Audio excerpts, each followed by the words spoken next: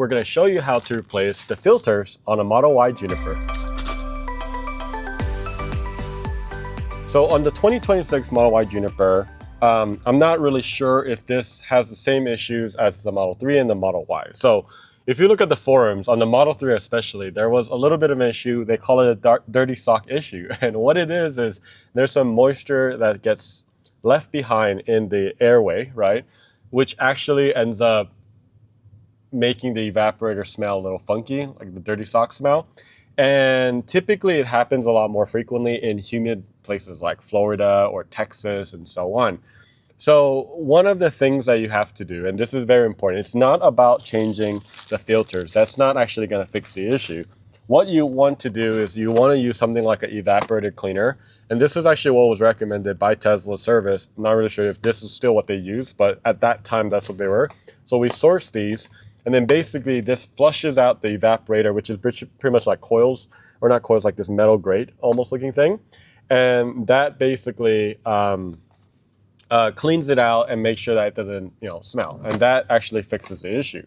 So that's exactly what we're going to do. This car is spanking brand new, so we really don't need to change it. So I'm not going to waste some good filters. This is going to be for you guys. If you want to buy it, you could buy it at testbros.com. What's unique about it though is it's carbon activated.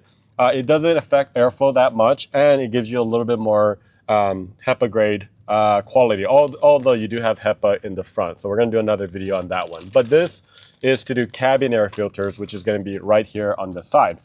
This is optional, but you could use an inflator. Basically, you get under it, and then that avoids breaking some of the clips. I'm not going to lie, though, for the newer ones, I did on the Model 3, and it was a little bit hard to remove, so we'll see. I have actually never removed it on Juniper, so we'll see how it removes and if I don't break any clips, okay? So let's go ahead and go here, and we will turn on the footwell so you guys can see a little bit better. Lights, and then this is dome lights, and then you got footwell lights. Oh, it's on, it's just really dark. Okay, so I'll show you what I'm actually removing. Okay, but it's this right here. Actually, I can't really see anything because of the light.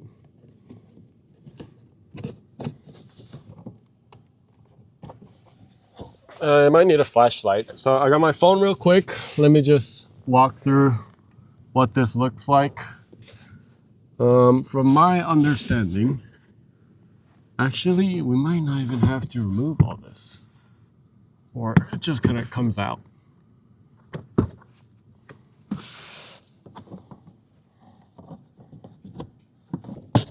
Oh, okay, so it seems like this is a magnet. Yep, it's a magnet.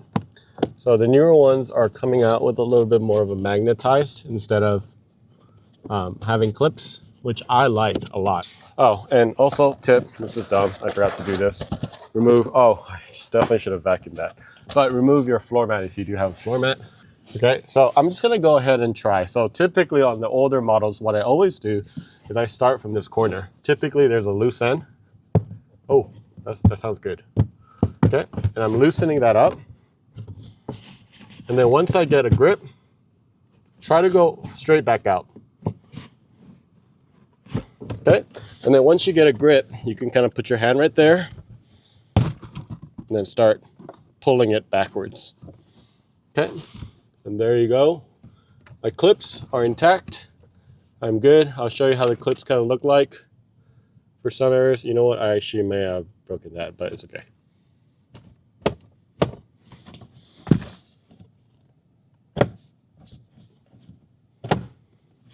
Whoa. Remove the wrong clip. All right, great. So, all right, so this is where some of these tools can come into play. So what you could do is actually get underneath it. And I see what's going on here. There's a metal.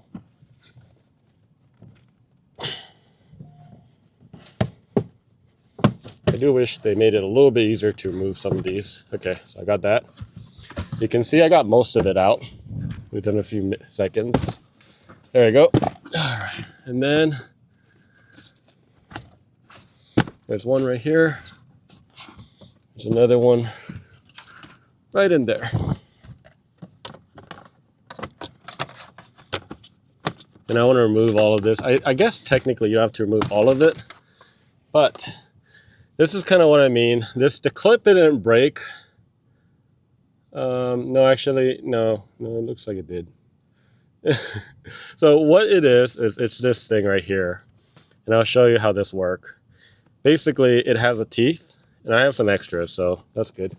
And I'll show you how this actually... Oh. Okay, here we go. So this has its teeth like this, and it basically grabs around here. And then when it grabs it, it creates a tension. So if you look at this, I believe this one is fine. I think I'm missing one right here, and that's the one. But honestly, that's pretty good. That was the only one. I just need to put another clip right there, and it should be fine. So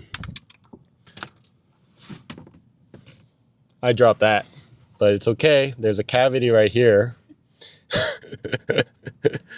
If you have small hands. Okay, I see it. I don't know if you guys see that. Okay. All right, so I got it. It always happens when I'm doing videos. All right, so I'm gonna go ahead and put this back. You see how it just slots in? I'm gonna put this away, but let me just show you how the clips work. It actually has a weird bend right here. You got all this clips all around, but basically there's a bunch of these areas that it slots into. It also slots into this side panel. I don't know if you saw, this actually came off as well. These are also held by clips if you ever want to replace them for some reason. And then I think the challenge is going to be kind of putting it through the track of the seat, right? So I didn't do this in the video, but you want to make sure the seat is all the way back. So the track is right here, and it's going to be a little difficult to get that in. But I mean, all of these are alignment points basically. And I would say the number one thing is don't be too timid. Typically you break more clips if you're a little bit too timid, and then you pull too slow. That's where this kind of comes into play. This is really good. You put it under. This is a little harder to use, and I have to, because like you put it and it's going to get stopped by like, all these areas. So I ended up just using my hand. All right, so now that we're here, I know it looks kind of cool. This whole center console, there's some connectors right here. I'm assuming that's for data cable, right? All you need to basically change out, and this is slightly different from what I'm used to. Get my flashlight, look around a little bit. Oh, okay, I totally found it, okay? It's just so hard to see, it's camouflage. You see this little clip right here? That's what that is, right? So actually I actually watched the service manual on the Model Y Juniper, and that's why I thought it was gonna be a 6mm. You don't need it anymore. But it's this little clip. Oh my God, this makes it so much easier. There were like products that were created because that was so hard to do. So, okay, I see the top right here. Typically it's on a little track or something like that. I see it. I don't know if this is easier or harder, to be honest. So I guess this makes it a lot easier once you remove this. You see how it just falls down? This magnet right here, and then right here is what holds it. And then once you do that, you can kind of, oh yeah, okay. So let me show you this mechanism. This right here goes into a slot, and it goes underneath like that. So you kind of pull it out like that. I don't know, that was a weird motion, but removing this down helps a whole ton, because the filter is a lot higher than I thought it would be right here, okay? So once you have that done, you can actually remove it by holding on to the flap. So there's two flaps because there's two filters. So you just pull this, by the way, make sure you turn off the AC right now. I feel the wind blowing. All right, so no airflow now. And then I'm gonna start with the top. I know you can't really see it on camera, but you just remove that.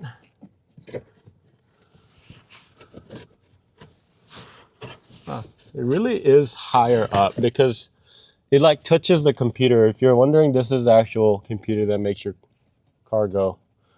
And then you can go up and then pull that out, okay?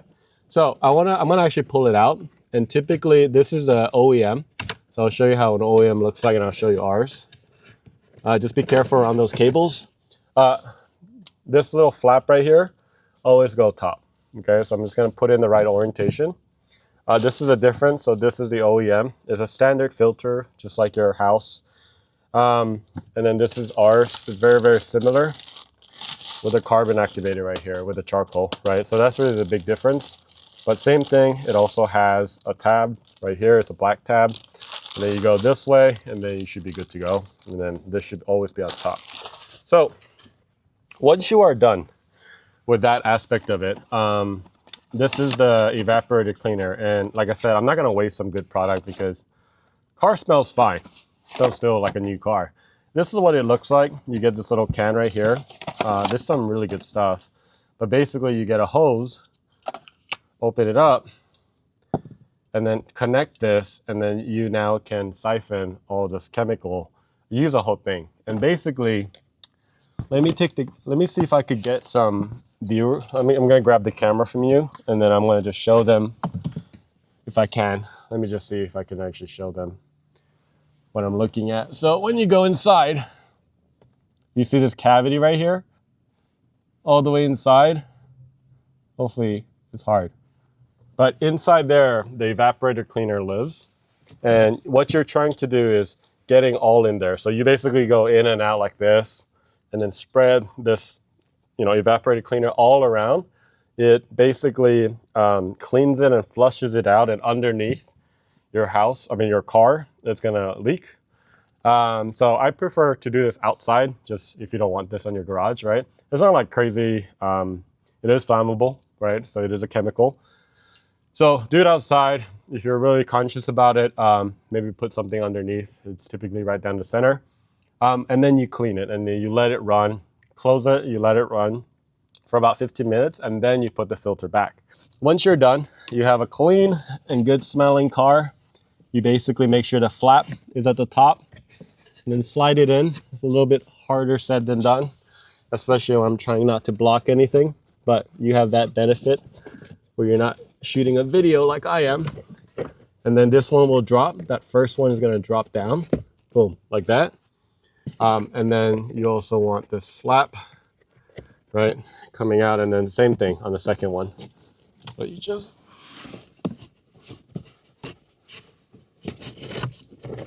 like that, and then flap down, and then you're good to go, just like this. Okay, so now the last part is gonna be this. I am so happy about this design. I mean, this is such a, I'm telling you, it was extremely hard. This is still not that, I mean, it's really not that hard compared to if you think about the 2018. But basically, this part comes up first, and then it will snap into this little tension plastic, right? So bring this down. All right, let me block it a little bit real quick. Sorry, guys. Okay, there is an obvious slot, by the way, guys. If you just get a flashlight, here, let me grab it again. That flap goes right in, all the way. That little, right there, it goes in. Oops.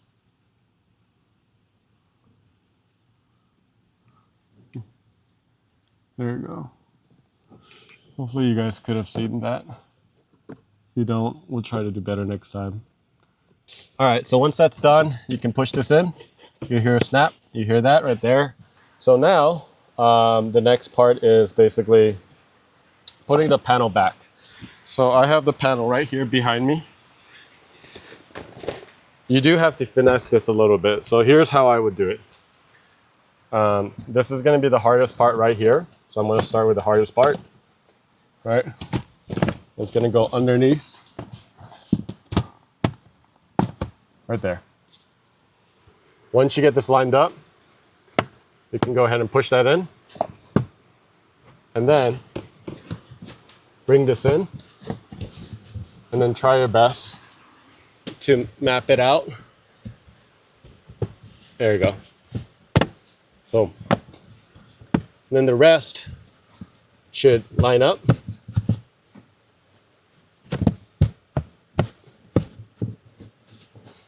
Again, it does have a weird curvature. Like it has, you see this right here? That's normal. I did notice that. There you go. you hear this like bumps here and there. That's normal as well. All right, and then you could just use your fist. The last part is going to be making sure that this is aligned. So just push this up. And remember, this is magnetic. So this right here, this light bar, you see where the light is? This is nice because in the past you had to remove the light. So you actually don't have to remove any of this part until you replace the filter. So when you're actually removing this, just to conclude, you first remove this panel by just putting your 2 fingers in the corner right here, and then basically pulling it and then working your way this way. And then you pull this down because this is no longer going to be there. This is going to come down really easy. And you just grab the light right here. There's a little hole. And then you just pull it down and then it'll automatically come down like super easy. It's 2 magnets. And then basically no bolts, no 6mm, nothing. Just a tension thing. And then just kind of play around with it and it'll come out. And then replace the filters and then do the coolant cleaner. And then you should be good to go. But man, it's hot today. It's very humid in Tennessee. So that's how you replace the cabin filters on a Model Y. Hopefully that helped. If you have any questions, let us know in the comments below. If your car already smells, let us know because I'm kind of curious. But it seems like, from my understanding, it's been really hot in Tennessee and I haven't had it smell weird. So hopefully they fix it. It's a pretty easy one. Really glad that they made it so much easier, especially on the newer ones. And I did see that in the Model 3 as well, in some of those. So great design. Thank you for changing that. We'll see you later in another video.